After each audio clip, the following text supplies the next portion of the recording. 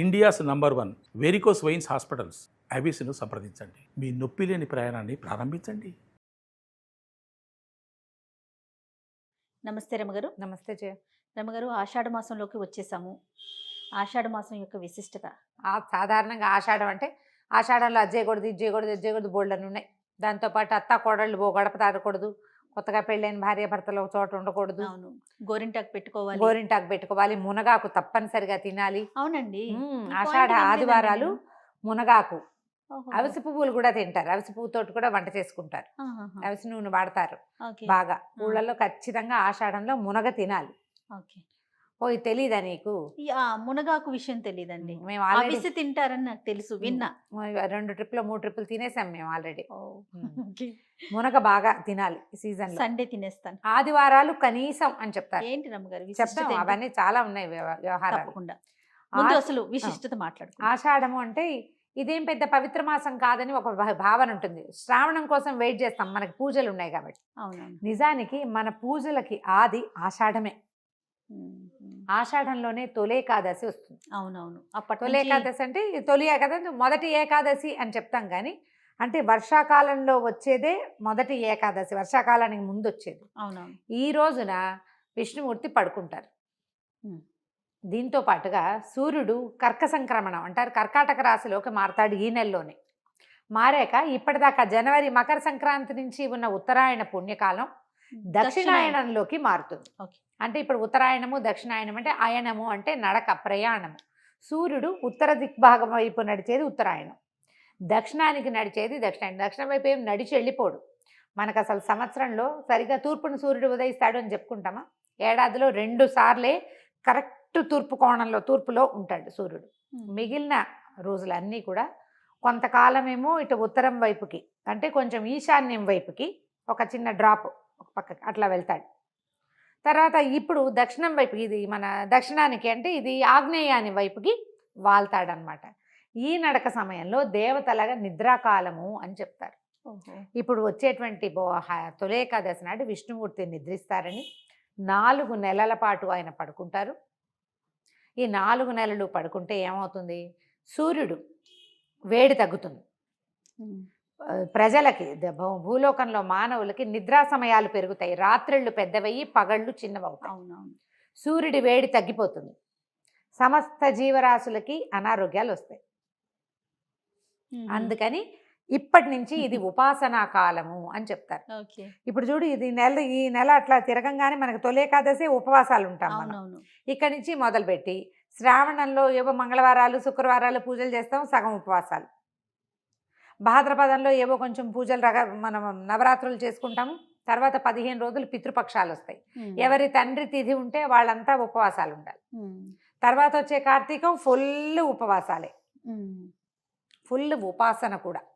ఉపవాసము ఉపాసన కలిసి వస్తాయి. ఈ ఆషాఢంలో అది మొదలు పెడతాం. ఆషాఢ మాసంలో ఇప్పుడు మనకి తెలంగాణ ప్రాంతంలో ఏంటంటే అమ్మవారికి బోనాలు సమర్పిస్తారు. ఆషాఢ గురువారాలు మనకి రాయలసీమ వైపు కూడా అమ్మవారికి బోనం సమర్పించడము, అమ్మవారికి నైవేద్యాలు పెట్టడం. బోనం అని పేరు పెట్టరు, బోనం మన ప్రాంతపు పేరు. ఈ బోనం అంటే అదేదో ప్రత్యేకమైన పదం కాదు. భోజనము ప్రకృతి, బోనము వికృతి. తెలుగులో ప్రకృతి వికృతి చదువుకుంటామా? అవును. చదువుతాం కదా, అంతే. భోజనము బోనము, అమ్మవారికి ఆహార సమర్పణ చేయటమే బోనం అంటాం. బోనం. ఈ వ్యవహారంలో ఏంటంటే మనకి ఇప్పుడు సీజన్ మారిపోతుంది. వర్షాకాలం వస్తుంది కదా. ఇప్పుడు గ్రీష్మ ఋతువులో ఉన్నాం. ఏమిటి? జ్యేష్ఠ ఆషాఢాలు గ్రీష్మం, శ్రావణ భాద్రపదాలు వర్ష ఋతువు. ఈ శ్రావణ భాద్రపదాలకి ముందు వచ్చేటువంటి ఈ సీజన్లో ముందు ఇప్పటికే మనకి మాన్సూన్స్ వచ్చేస్తాయి. తీవ్ర వర్షాకాలం కాకుండానే తొలకరి జల్లులు, అక్కడక్కడ ముసుర్లు, సడన్గా ఎండ నుంచి ఒకేసారి విముక్తి లభించిందని మనం ఏం చేస్తాం? ఉత్సాహంగా వానలో పరిగెడతాం. తడిసినా పెద్ద పాటు చెయ్యదు. ఆ తడుపు అనారోగ్యాలకి దారితీస్తుంది. అంటువ్యాధులు ప్రబలుతాయి, బాగా స్కిన్ ప్రాబ్లమ్స్ వస్తాయి, కలరా లాంటివి వస్తాయి, మోషన్స్ అవుతాయి. మనకు తెలిసిందే అది. స్టమక్ ఇన్ఫెక్షన్స్ బాగా వస్తాయి. ఈ సమయంలో ఇలా అంటువ్యాధులు అవి ప్రబలే సమయంలో మనం ఏ ఊర్లో ఉన్నామో ఆ ఊరి గ్రామ దేవతని కొలిచి ఆమెకి ఆహారాన్ని సమర్పిస్తే అంటువ్యాధులు ప్రబలనివ్వకుండా అమ్మ తల్లి ఆపుతుంది అని. అన్నాన్ని శుద్ధంగా చేసి పెడతారు. బోన సమర్పణ ఏం చేస్తాం, ఏదో పాత్రలో వండి అవును. దానికి సున్నము అవి రాసి సున్నపు రాసి బొట్లు పెడతారు, సున్నం రాస్తారు ఆ కుండకి, ఉమ్. పసుపు రాస్తారు, చక్క కుంకుమ అవి బొట్లు పెడతారు, వేపాకులు అవి వాడతారు విస్తారంగా. ఆ ఘటానికి చుట్టూతా వేప మండలు కడతారు. ఇప్పటి నుంచి మనం వేప విరివిగా వాడాలని తెలియజేస్తుంది. ఈ సీజన్లో మనం బాగా వేప ముంచిన నీళ్లు, వేప చెట్లు, వేప కొమ్మల్ని గుమ్మాల కట్టుకోవటము ఈ ప్రాంతంలో. ఎందుకంటే ఇంతకుముందు మనకి ఇక్కడ ఈ కలరా లాంటివి రావడం తెలుసు మనకి తెలంగాణ ప్రాంతాల్లో. మనం ఏం చేస్తాం, సాధారణంగా ఒక చోట దెబ్బతిన్నాం అనుకో, దానికి రిపేర్ మొదలు పెడతాం. అవునవును. ఆ రిపేర్ ఏం చేస్తామో అది ఖచ్చితంగా చేయవలసిన విధానంగా అలవరుస్తాం. నువ్వు ఇప్పుడు ఏకాదశి ఉపవాసం నేను ఉంటాను, ఉపవాసం ఎందుకు ఉండాలో నేను అర్థమయ్యేలాగా చెప్తే ఎంతమందికి నచ్చుతుంది? ఉపవాసం ఉంటే కొంతమందికి నచ్చదు, కొంతమందికి నచ్చదు, ఎవరుంటారు అనిపిస్తుంది. ఉపవాసం చేయటం వల్ల నీ ఆరోగ్యానికి వచ్చే ఇది నీకు డైటింగ్గా కూడా యూజ్ అవుతుంది. ఇలాంటి మాటలు చెప్తే ఇంకొంచెం నచ్చుతుంది. దాన్ని మనం సాంప్రదాయంగా భావించేసి దాన్ని అవలంబించేస్తూ ఉంటాం. అందుకని ఏం చేశారంటే ఒట్టి మాటగా చెప్పింది, శాస్త్రం చెప్పింది ఖచ్చితంగా ఇది ఇవాళ నుంచి చెయ్యాలి, ఈ రోజున ఇదే తినాలి, ఫలానా అస్సలు తినకూడదు, తింటే రౌరవాది నరకాలు వస్తాయి, పాతాళంలో పడతావు, భూలోకంలో పడతావు, మళ్ళీ కటాక్షం ఉండదు, కటాక్షం ఉండదు, అలాంటివి చెప్పి భయపెడితే గాని ఎవ్వరు వినరు. అవునండి. కాబట్టి ఇక్కడి నుంచి అది మొదలుపెట్టారు. ఈ విష్ణుమూర్తి నిద్రించే కాలం కదా, ఇక్కడి నుంచి 4 నెలలు కార్తీక శుద్ధ ఏకాదశి దాకా ఇది దేవశయని ఏకాదశి, అది బోధిని ఏకాదశి. విష్ణువు నిద్రలేస్తాడు.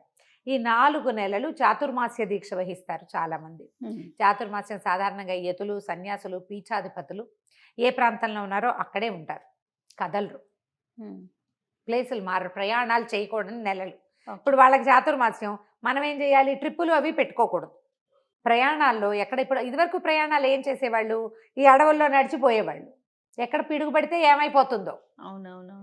ఉరుములు పిడుగుల కాలం కదా, చలికాలం, చలికాలం అనకూడదు దీన్ని, వర్షాకాలం, ఎక్కువ ఇబ్బందులు వస్తాయి. అందుకని ప్రయాణాలును ఈ 4 నెలలు నెలకు ఒక్కొక్కటి చొప్పున మానేయాలి. ఆకుకూరలు 1 నెల మానేస్తారు, పాలు పెరుగు అస్సలు లేకుండా 1 నెల, పప్పులు అస్సలు తినరు, శనగపప్పు, పెసరపప్పు, ఏ పప్పు ఉండదు. అట్లా 4 నెలలు పద్ధతిగా ఉంటారు. ఈ 4 నెలల్లో 4 రోజులు 8 ఏకాదశులు వస్తాయి. ఈ 8 ఏకాదశుల్ని ఖచ్చితంగా ఏకాదశి నియమం పాటించుకోవాలి. ఏకాదశి మొత్తం ఉపవాసం ఉండి ద్వాదశి నాడు భోజనం చేస్తారు. దీంట్లో పౌర్ణములు వస్తాయి, 4 పౌర్ణములు వస్తాయి. 4వ పౌర్ణమి మనం చూడకపోతాం బహుశా. ఇప్పుడు ఆషాఢము, శ్రావణం, భాద్రపదము చూస్తాం. 4 పౌర్ణములు చూసి 5వ పౌర్ణమి వచ్చే నాటికి మనకి దీక్ష విరమణ అయిపోతుంది. చాతుర్మాస్య దీక్ష మామూలు గృహస్థులు కూడా చేయొచ్చు. సాధారణంగా ఏం చెప్తారంటే సంతానం పెద్దవాళ్ళు అయిన గృహస్థులు కూడా చాతుర్మాస్య దీక్ష తీసుకోవచ్చు అంటారు. అంటే కనీ పెంచే వయసులో తీసుకోరు చాతుర్మాస్యాలు. గృహస్థులు కొన్ని చాతుర్మాస్యంలో కొన్ని నియమాలు ఉంటాయి. ఏది ఇలా కొన్ని తినకూడని పదార్థాలు అవి వదిలిపెట్టడము, ప్రయాణాలు మానేయచ్చు. ఇందులో ఏకభుక్తము, భూశయనము, బ్రహ్మచర్యము ఇలాంటి నియమాలు ఉంటాయి. అవి చిన్నవాళ్ళకి పెట్టరు, పెద్దవాళ్ళు. చిన్నవాళ్ళు మామూలు వాళ్ళు మనబొట్టి వాళ్ళు ఏం చేయొచ్చు, ఏకాదశి నియమాలు ఉంచుకోవచ్చు. ఇక్కడి నుంచి ఉపాసనా బలం పెరుగుతుంది. దేవతల నిద్రాకాలం కాబట్టి ఇప్పుడు మనం ఉపాసించటము, అనేక రకాల పూజలు, ఎప్పుడు జపం, ధ్యానం చేసుకోవటము, దానాలు చేసుకోవటము, తర్పణాలు చేయటము, ఇవన్నీ చేసుకుంటూ ఈ 6 నెలల కాలాన్ని గడిపితే మళ్ళీ మనకి మకర సంక్రమణానికి దేవతలంతా నిద్రలేస్తారు. మన హరిబోధిని ఏకాదశి ఎప్పుడు వస్తుంది, కార్తీకంలో వస్తుంది. అవును, కార్తీకంలో విష్ణువు నిద్రలేస్తాడు. మిగిలిన దేవతలందరూ కూడా కొంచెం ఇదిగా ఉంటారు. కార్తీకం తర్వాత మార్గశిరము చివరిలోకి సగపడయ్యేసరికల్లా మళ్ళీ మనకి ఇది వస్తుంది. మార్గశిరం అవ్వగానే ఉత్తరాయణ పుణ్యకాలం వచ్చేస్తుంది కదా, మనకి ఎప్పుడు వస్తుంది అది, జనవరి 14 వస్తుంది. జూలై 16 నుంచి జనవరి 14 దాకా దక్షిణాయనము. ఈ దక్షిణాయనంలో కొన్ని చెయ్యరు, సాధారణంగా ఉపనయనాలు చెయ్యరు, పెళ్ళిళ్ళు అవి చేసుకుంటాం, పెళ్ళిళ్ళు చేసుకుంటాం. దక్షిణాయనంలో యజ్ఞాలు చెయ్యరు, అంటే గృహస్థులు చేయకూడదు. అంటే దేవతలు నిద్రావస్థలో ఉంటారు అనే కారణం అంటారు, అంతేనా? అంతే, దేవతలు నిద్రావస్థలో ఉంటారని చేయకూడదు అంటారు. అంటే ఇది ఇప్పుడు శాస్త్రం చెప్తుంది ఇట్లా, ఈ సమయం దీనికి కాదు.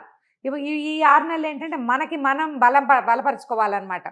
నువ్వు జపం చెయ్యి, నువ్వు తర్పణాలు విడువు, నువ్వు ఉపవాసం చెయ్యి, ఇలాంటి నియమాలు చెప్తారు. సాధారణంగా ఈ దక్షిణాయనంలో ఉపనయనాలు మాత్రం చేయరు. ఒడుగు చేస్తారు కదా, అవును. థ్రెడ్ సెరమనీస్ అస్సలు ఉండవు. ముహూర్తాలు ఉత్తరాయణం వచ్చాకే ఉంటాయి. సో దానికి నాంది ఈ ఆషాఢ మాసం. ఆషాఢ గురువారాలు అమ్మవారి అర్చన చాలా విశేషమైన ఫలితాన్ని ఇస్తుంది. ఆషాఢ గురువారాలు, ఆషాఢ ఆదివారాలు దుర్గని అర్చిస్తారు. ఆషాఢ గురువారాలేమో లక్ష్మీదేవిని, ఆషాఢ ఆదివారాలేమో దుర్గాదేవిని అర్చిస్తారు. సమీపంలో ఉన్న ఏ అమ్మవారి దేవాలయానికి అయినా వెళ్ళి నమస్కారం చేసుకొని మన శక్తి అనుసారం మన పద్ధతి ప్రకారం ఈ ఊళ్ళల్లో బోనాలు సమర్పిస్తారు. మన ఊళ్ళల్లో అమ్మవారికి పసుపు కుంకుమ ఇస్తాం, కొన్ని చోట్ల ఒడిబియ్యం పోస్తారు.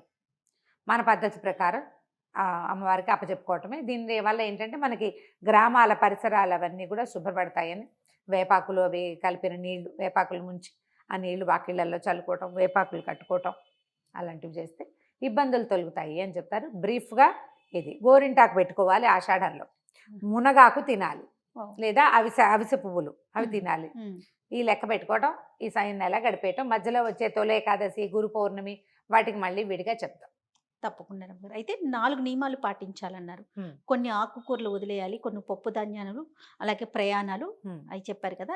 అవి ఏ మాసాల్లో అది ఏమన్నా చెప్తారా? ఇంకొక టాపిక్ లో చేద్దామా? మళ్ళీ చెప్తాం. అయినా ఇదేంటంటే చాతుర్మాస దీక్ష అందరూ చేసేది కాదు. అందరికి అవసరం లేదు. ఇప్పుడు ఇవి ఎలా ఉన్నాయంటే జయ, ఇక్కడ ఒక మాట చెప్పాలి జయ. చెప్పండి. ఇలా ఏదైనా ర్యాండమ్ గా చెప్పామనుకో, చాలా మంది అదేదో వాళ్ళ మీదకే తీసేసుకుంటారు. ఆ ఇంట్లో ఉన్న వాళ్ళంతా ఇబ్బంది పడి వీళ్ళు ఎందుకు చెప్తారు ఇలాంటివి అంటారు. ఇవి కాంప్లికేటెడ్ చేసేసుకుంటారు కదా. మనకెందుకు చాతుర్మాస్యం? మనకు అవసరం లేని విషయం అంటే అవసరం లేదు. చాతుర్మాస్య దీక్ష ఉన్నవాడికి మనం చెప్పక్కర్లా. ర్యాండమ్ గా ఇది విషయం.